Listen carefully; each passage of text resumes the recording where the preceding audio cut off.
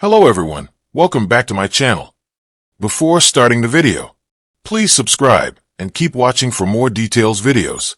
Coco Gauff loses at Wimbledon but will use time to reset after winning her last tournament and rising up to become the number 2 ranked tennis player.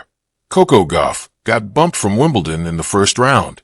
According to NBC Sports, Gauff was disappointed with the loss, but it won't stop her from her goals as she intends to reset. Her loss comes less than a month after she won the French Open on June 7th, besting number 1 ranked Aryna Sabalenka. With the victory, Gauff became the first American woman in over 10 years to win the tournament, since Serena Williams did it in 2014. The expectation was high for Gauff to do better, but she has traditionally done better on a clay tennis court than on grass. The surface for the French Open was clay, while Wimbledon is on grass.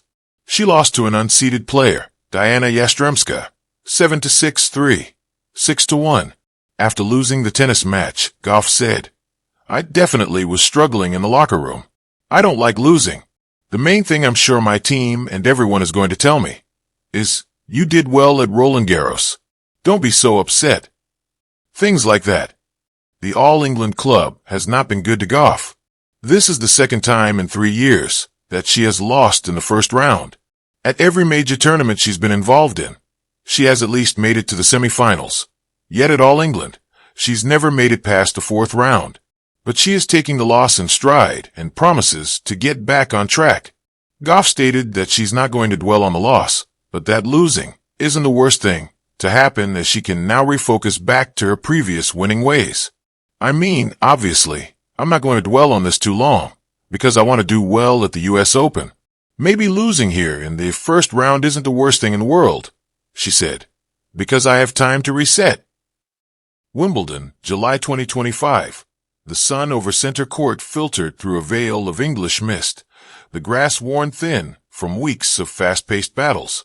As the final ball flew past Coco Gauff's outstretched racket and the match concluded, a hush fell over the crowd. Not disappointment, no, not quite, but a collective exhale. A pause. As if everyone watching was holding something delicate. The unfolding story of a young athlete on the cusp of greatness, now momentarily still.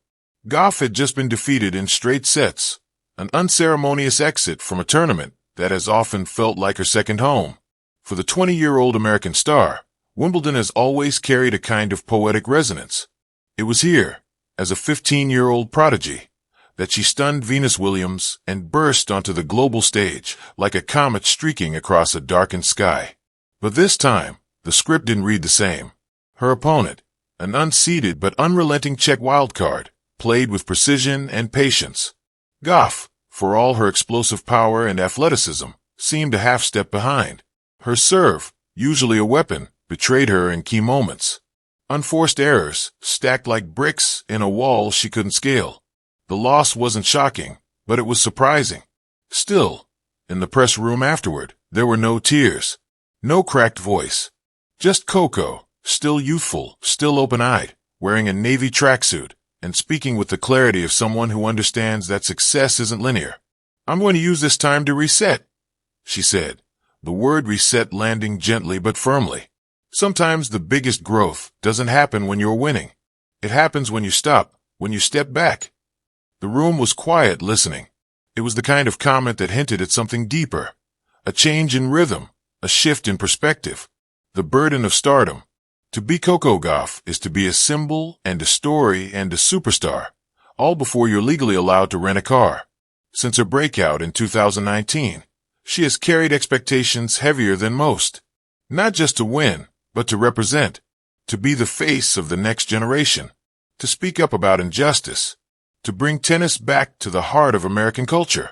And she's done it mostly, with grace far beyond her years. But that weight takes its toll. Even prodigies are human. "I've been going nonstop since the Australian Open," she said. "Physically, yeah, there's always wear and tear. But mentally, it catches up. It's not just matches, it's everything outside the court too. The expectations, the travel, the noise." She didn't say it with bitterness, just honesty, a rare commodity in sports interviews. And it was in that moment that the idea of a reset became not a retreat, but a revelation. Reclaiming rhythm. In tennis, rhythm is everything. It's the invisible beat that drives footwork, timing, decision-making. Lose rhythm, and you lose control. Life works the same way. For Gauff, the months leading into Wimbledon had been chaotic. A finals appearance in Madrid, a grueling 3-set loss in the French Open quarters, media commitments, sponsorship shoots, training sessions stitched into time zones she barely had time to understand. She was, by her own admission, running on fumes. A reset isn't just rest, she clarified. It's reconnecting with why you started. It's training without pressure. It's spending time with family. It's walking your dog, or reading something that has nothing to do with tennis. It's remembering who you are when the cameras are off. She smiled, and it wasn't forced. It was the kind of smile you see when someone is already envisioning their next chapter, not as revenge or redemption, but as rebirth, the art of stepping back. Athletes rarely get to hit pause. The calendar never stops spinning. Tournaments arrive like waves. If you miss one, another is always around the corner. The risk of falling behind is real.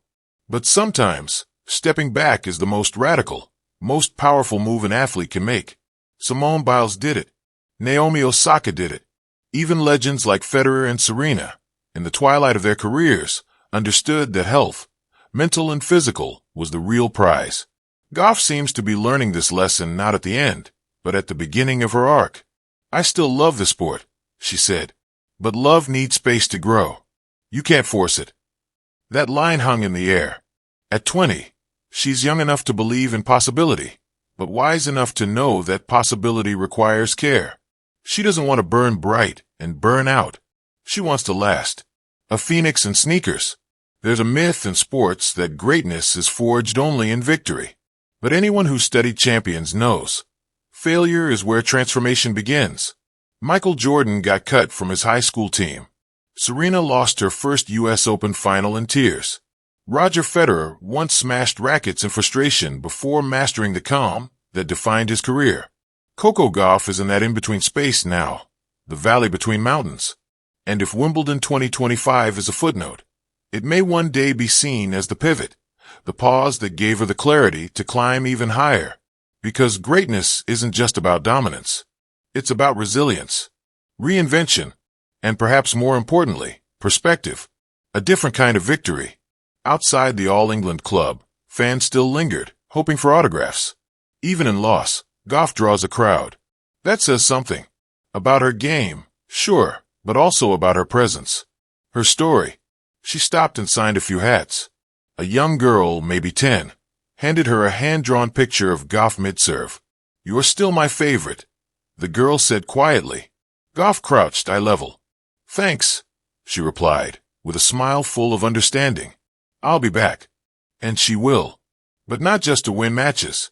She'll be back with a rested mind, a recentered heart, and a rhythm restored. Because sometimes the most courageous thing you can do is not keep pushing forward, but pause, breathe, and choose your path again. And that's not losing. That's the start of something new.